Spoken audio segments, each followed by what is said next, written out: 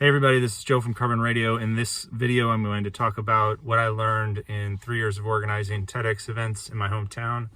TEDx events are independently organized TED events. You have to apply and get a license, but they're ideally still high production value events. And I was definitely an amateur when I started organizing these events, but I learned a lot along the way, and I want to share some of those learnings with you. Around 2014, late 2014, I went in to meet with the mayor of my hometown, and we started talking about ideas, a lot of them related to sustainability. And somehow we said, wouldn't it be cool if we had a TEDx event in our town? And so I looked into it, applied to the license, and after a few months of vetting by TED, we were awarded the license. TED is very protective of their brand, and rightly so. They have a very strong brand, and so they want to make sure that the ethos and what you're trying to do at the event in terms of methodology and approach is aligned with what they're trying to do, which their mantra or mission is ideas worth spreading. And this is not around a singular topic. The TED generally stands for technology, entertainment, and design, but that scope has expanded over time, and really it's about curating ideas worth spreading, and how you do that, they want you to be very intentional about it. Okay, so after we got the license, the first thing we needed to do was solidify a date. So this was late 2014, early 2015 when we got the license. So the date we chose was March 14th, 2015. And the reason why I mentioned that and why I liked that date is because it was Pi Day, 3/14/15. So I was excited about that. The next thing we needed to do was figure out the venue, and we are lucky that my hometown has a black box theater. One of the things that TED does to protect their brand is first-time organizers are limited to 100-person events, which I think is really smart, because if you have a bad event, you don't want it to be a 1,000-person event or a 10,000-person event or something crazy. So they limit your event to 100 people, and conveniently, the Black Box Theater in my town is a 100-seat theater, or a little over 100 seats. So we had our venue, we had our date, and then began the quest to find and curate interesting speakers and ideas. And for me, being a first-time organizer and really only having 2 or 3 months to pull it together, I basically just started talking to my most creative friends and started talking to the mayor about interesting people that we could potentially ask to speak. And it was a quick turnaround, but we pulled together, I think it was 18 speakers for a half-day event, which was a lot. And the first year we had the event, it was in this small space, and really it was me and a couple other people doing the logistics of the event the day of. I leaned on the venue a lot because they had a few things going for them. They had the ticket management system, so we could organize in advance of the event who the attendees were going to be. They had the kind of back of house logistics figured out. They had the lighting figured out, the stage figured out. We hired a video production company because we wanted the videos that we put online to be really high quality, but really leaned on the venue and the video production company for a lot of what goes into TEDx events. And beyond that, it was just me and a couple other people. And when you think about the logistics of an event, the experience of an event, I think it's useful to think about how educators think about class size and student to teacher ratio. So if you think about the number of people that are basically designing and executing an experience for an event, the more people you have per attendees. So if you have one person as part of your events team per 10 attendees, that's better than if you have one person per 100 attendees. You're going to get a better experience. So that's one of the things, the obvious things I learned from the first year, is that we really didn't have a large team devoted to the experience of the attendees. Luckily, it was, a small number of attendees, so we could manage that, and we had the experience of the venue, which was a theater, so they knew how to really create positive experiences for people attending an event. So that was the first year. We had 18 talks. A few of them did really well. We both in person and online, and we got kind of critical acclaim in the local newspaper, but nothing beyond that. So overall it was a success, but we did go over by an hour, so that was not good. We went over budget by a little bit, so that was not good. So there was a lot to learn from the first year, which you would think I would take to the second year, but I didn't, which I'm going to tell you about at the next stop. All right, so the first year was generally positive, lots of lessons learned. One of the things that TED does is a post-event survey. So they have all of your attendees surveyed to see if there were any kind of red flags about your event, or if anything went down that wasn't good, or was really bad. And then when you're applying to re-up your license, they're able to see that and see how they can either not renew the license or help you improve, or they share the results with you, so there's an opportunity there, a learning moment there.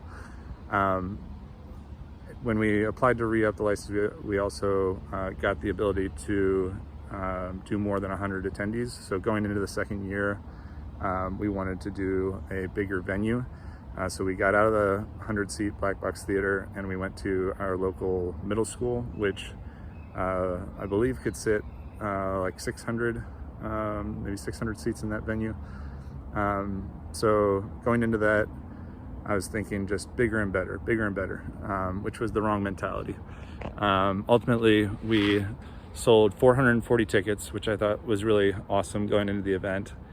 What I did wrong was just that more mentality. I curated 35 speakers for a full day event, which was exhausting. I emceed the event, and I poorly delegated the front of house operations. So going into the event, it was just a recipe for failure. Although we had some great talks out of the event, we had talks that did really well online, really well at the event, but it was just too much. And ultimately we went over budget again and over time. We went 2 hours over time, which is just absurd. So in my mind, that event, by kind of my personal key performance indicators as the organizer, was a failure. It still had positive impacts, but for me, just as the organizer, there were so many kind of structural problems with how I went about organizing the event. So going into the third year, so that was 2016, going into the third year, 2017, I had a lot to work with in terms of lessons learned. So I'm going to tell you about the third year and why it was the best year, and some of the things that I think you can take from that successful year after 2 years of learning from not optimal outcomes. The third year was really, in my opinion, an amazing event. All right, so going into the third year, there was a lot that I applied from previous 2 years' learnings. First thing was I delegated all of the front of house operations. I had a few friends and community members that really stepped up, showed interest in that, and so I just empowered them to do everything and own the experience of the front of house, which is as people come in, welcoming them, ticketing management, intermission experiences, everything that happens before you get into the room where the talks happen. So big lesson, definitely delegate as much as possible front of house to people that are willing or passionate about that work and creating a positive experience for the attendees. Another big learning was that the first 2 years, in terms of the speaker lineup, there was a good mix of ideas, but if you looked at the speaker lineup and the faces of the speaker lineup in the first 2 years, it was largely white men speaking at the first two events. And that's not to say that we didn't have women or people of color in the first 2 years of the event, but it was clearly out of balance. So the third year, I very intentionally not just set a goal, but committed to 50% of the speakers were going to be people of color and 50% were going to be women. And setting that commitment, not goal, but saying like this is going to happen at the outset of doing the speaker, like the call for speakers and the search for speakers, was key to making it so. So not just setting a goal, but saying this is going to happen. Another big lesson learned was the amount of time the event was going to take. So in the second year, I really wanted to grow the event. I wanted to make the event a big deal, get a lot of speakers. The third year, I shrunk the event. I took it back down to a half-day event, and we did 18 speakers and performances, which was still a lot. But the next thing I did, I think, is the most important thing I did to make the third year a success, which is I focused heavily on speaker preparation, and I constrained the speakers to 12 minutes per talk. And I really emphasized why I was constraining them to 12 minutes. In previous years, I was a little bit lax with speakers and kind of gave too much of that time constraint ownership to the speaker, kind of let them define how long their talk was supposed to be. And the mentality in those previous 2 years was if I as a speaker go over by a couple of minutes, what's the big deal? Well, the big deal is that it affects the impact of the experience. It affects the speakers towards the end of the day and the vibe in the room, the energy in the room. So that's one of the things from this video I hope you really take away, is really focus on speaker preparation and constraining the speakers in a consistent way and focusing on why you are constraining the speakers. A 12-minute constraint is plenty of time to get across a powerful and succinct idea. So going in, we had a lot of speaker preparation, which was good. We had a speaker rehearsal where every speaker was required to come and practice their talk. So those two things, I think, helped out a lot. We also had the sign on stage professionally made by sign makers. So that was just leveling up a tiny piece that really just visually kind of leveled up the whole event. And the production value stayed consistent across 3 years. We had a professional production company helping us. So all of that was like major steps of improvement. The day of the event, there were multiple standing ovations, and it wasn't like the standing ovations weren't for just like these big names. They were for people who no one had ever heard of before, which I thought was really cool. And then after the event, multiple talks had some amount of virality and, got in front of a lot of people, which really hadn't happened much in the previous 2 years, maybe a couple, but really high level of consistency, high level of positive experience from the audience. We had a lot of feedback coming from the audience after the event that was like, this was amazing. Like it was, the difference between, just showing up and kind of being supportive of your community, but to, be there, be present at an event versus the audience really getting value out of the event. So the third year was far and away the best year for a lot of those reasons. Another thing we did in the third year that I thought was kind of uniquely powerful, or powerful in a way that you wouldn't think. We didn't really have a theme in the first 2 years. We added the theme of difficult conversations in the third year, and this was in 2017. So you can imagine what's going on, who's power dynamics, what's going on at the national level in 2017. So that was a really powerful theme and frame for all of the talks that we were having.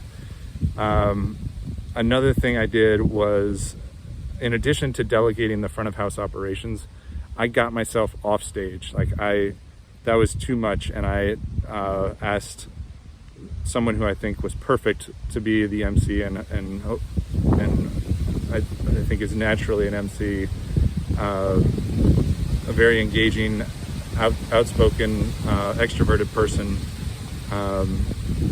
to be the MC and the face of the event. And I think that was a really smart move as an organizer, is to take kind of my ego out of it and focus on making the experience of the event as positive as possible.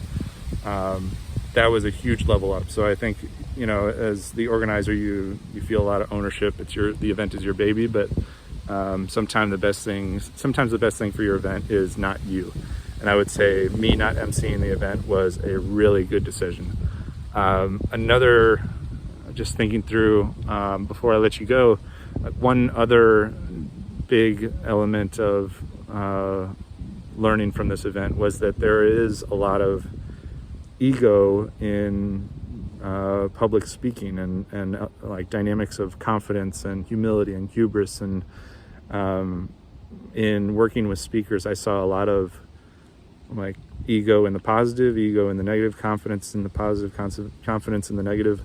And it's really a balancing act, because you want speakers to go on stage and have the presence and confidence to really deliver a powerful message, but you also don't. Sometimes ego can be toxic, and that comes out a lot in these types of events. So just something to be aware of. There are two more things on speaker prep before I wrap this video. It's getting kind of windy, but the two speaker prep tools I wanted to share. One is telling speakers to speak to two audiences at once. One is the audience that knows everything about what they're talking about, and two is the audience that knows absolutely nothing about what they're talking about. And the reason you're trying to speak to them both at the same time is because that will increase the likelihood of ideas getting shared. So if you're explaining an idea in a way that is unique, an idea that an expert has already heard before but hasn't heard in the way that you've articulated it, then they're more likely to share that, or share it. You know, if it's a professor, they share it in their classroom. And if it's somebody that doesn't know anything about what you're talking about, then they're more likely to share it if they're able to explain it in a way that an expert could. So that's a unique tool that I think really resonated with speakers. Another, I think, is more tried and more known, and it's the tell them what you're going to tell them, tell them what you're going to tell them, and then tell them what you told them model. In other words, you kind of prep them for the idea, you tell them the idea, and then you summarize the idea. And that's a way to help with memory, to help the idea really stick, and then ultimately get the idea shared to a lot of other people. So the wind's really picking up. I'm gonna wrap this video, but I hope I provided some value in this video to maybe event organizers or creatives or speakers.